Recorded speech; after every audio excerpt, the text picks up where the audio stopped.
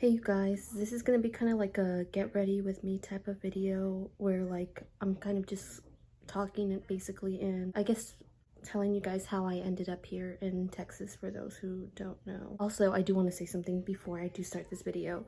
I am not a beauty expert and I do not claim to be like a beauty guru or anything like that. So if anybody comes for me, just know I do not follow the rules of makeup, okay? I just put whatever looks good and I blend it in and I basically just kind of do whatever I think looks good on me. I don't know. Anyways, just want to point that out there in case anybody's like, Oh my gosh, you're doing it all wrong. well, I don't necessarily follow the steps into doing stuff.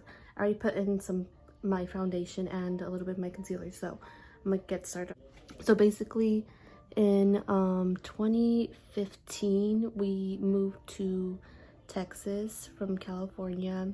My dad basically just wanted to move, was ready for a change because he was not gaining as much money as he was in his job, and like he was also really tired of getting stuck in traffic like constantly every day. Like we would only see my dad on the weekends because of his work. Like he didn't want to drive all the way back up to Apple Valley just to come from Los Angeles with all that traffic, like back and forth every day, and also like the gas. So like he also wasn't even getting paid as much like as he was making over here, so it was just really frustrating for him, and he wanted his own house, his own space. My mom was on forward with it because she did want her own house, so my mom also went with my dad for like a month over here to look for a house. They were staying with a family friend at the time, so they were looking for houses and stuff like that, and like literally they could not find anything like that they were looking for or that they at least qualified for.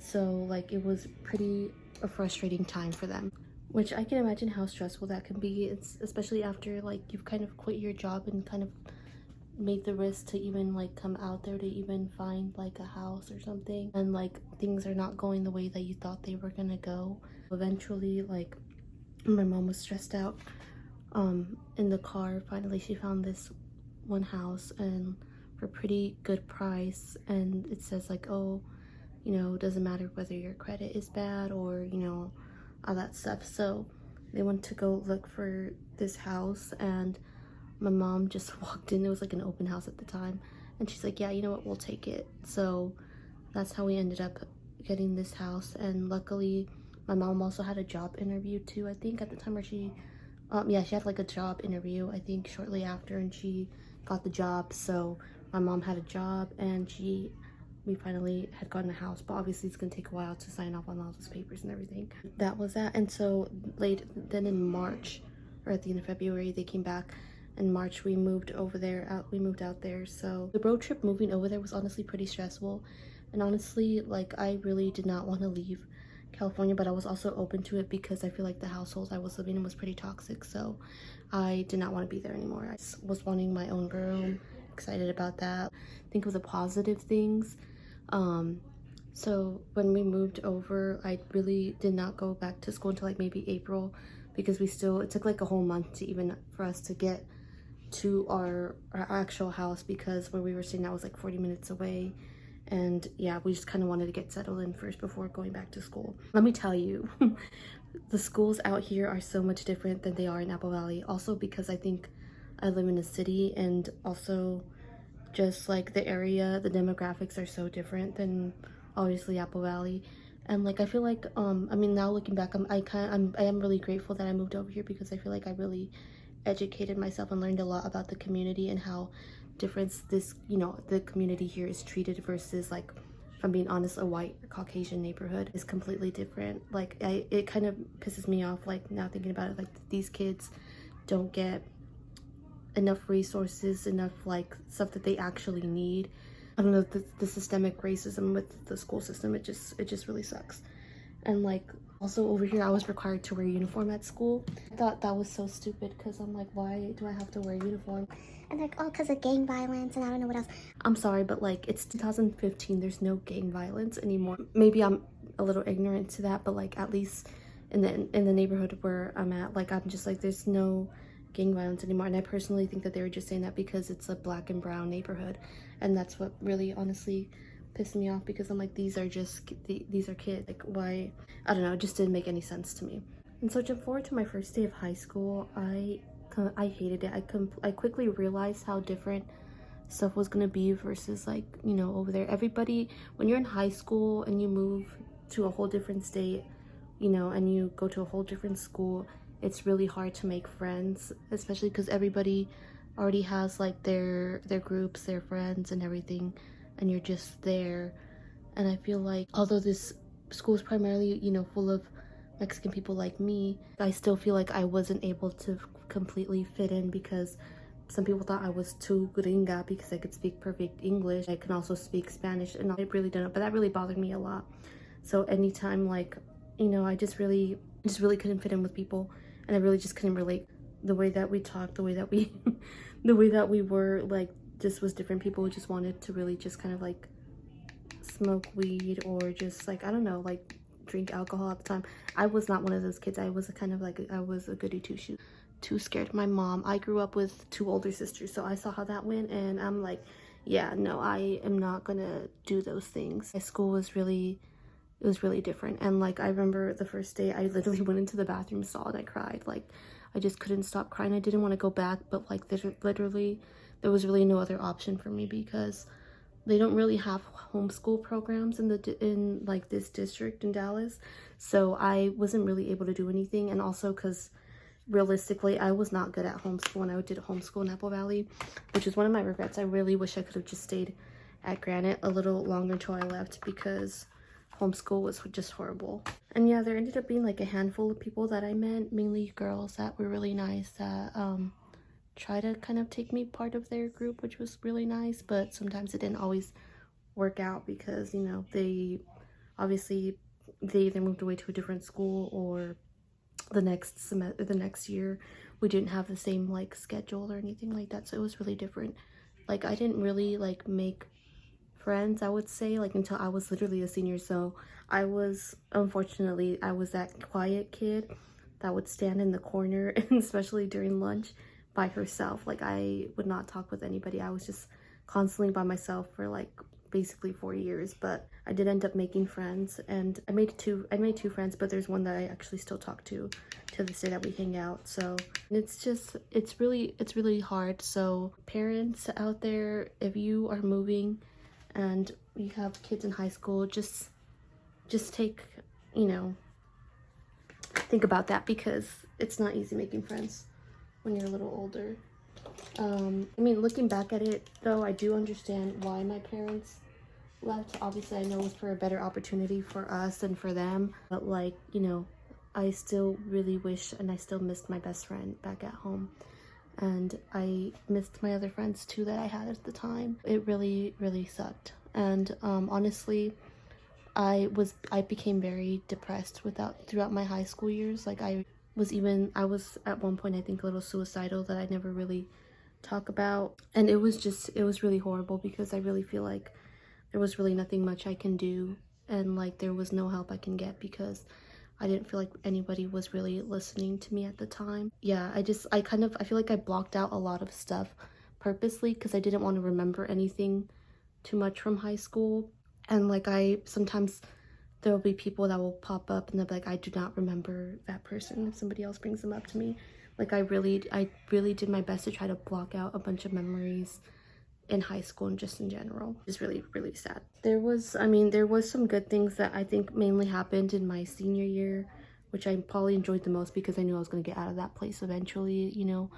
And like going to the activities and everything with the prom, like experiencing prom and all of that, and like that was pretty much fun. The only thing weird here is that they don't have grad night like how we do over there. Like, they would literally just take us to like this local Six Flags over there in Arlington, and we just have to like basically be there in the park day. And they don't really close down the park, to be honest, for the school. Like, there's other random people there too, so you're basically there with other schools or other just random people that are randomly going there on that day. So, and it just kind of really sucked because I really kind of had to grieve not going, or like accept the fact that I was not going to graduate with my friends over there in Apple Valley, or that I was not going to go to prom with them or experience grad night, which really sucked. Though I'm kind of glad I kind of went through the experience, because I don't think I would be necessarily on the journey that I am right now today with healing myself from all of that as an adult, especially like learning how to like process everything healthily.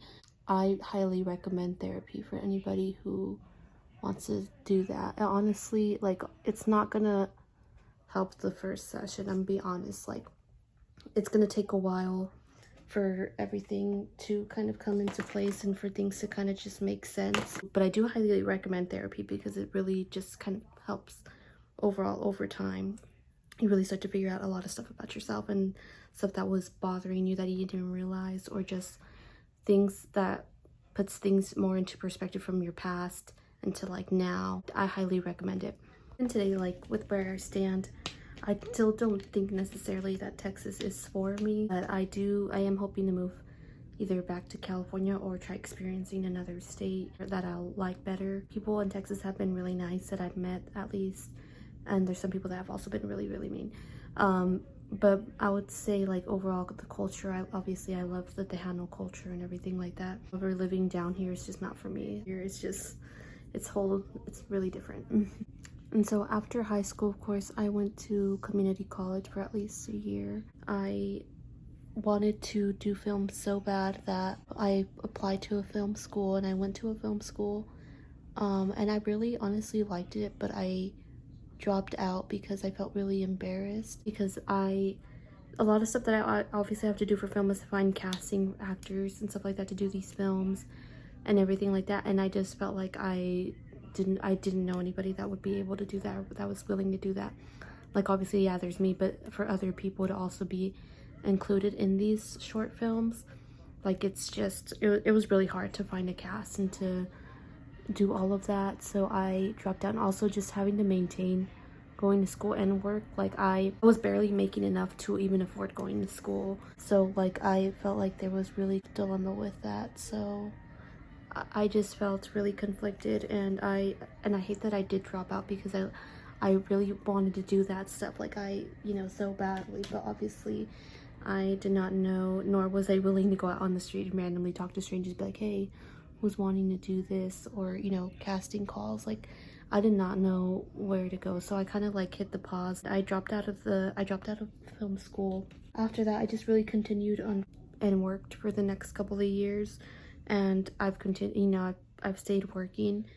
And now, finally, fast forward to 2025, I'm ready to go back to school, because obviously I've been in the service industry with working at a restaurant, working at the movie theater, and all of that. Although I got good pay as a manager as in the movie theater, I still didn't want to be there for that long, because I was really overworking myself at that job. And then being here in the medical field is definitely not for me, nor something I want to stay at for the rest of my life. I don't know, I just been really trying to motivate myself to find that part of me again that really wants to keep pursuing what I've always wanted to do, which is film and video technology, film editing. So I am in the process of trying to go back to school. I've already applied. I just really need to apply for FAFSA. So I'm hoping to get back to going to community college, and also trying to find another part-time job where I can afford to pay my car and my other bills, as well as going to school at the same time. This time I really try to like tell myself, instead of giving up, to keep trying harder. It's not going to be that easy, but I am hoping to hopefully get my degree within the next couple of years. So we'll see, I guess, where it takes me.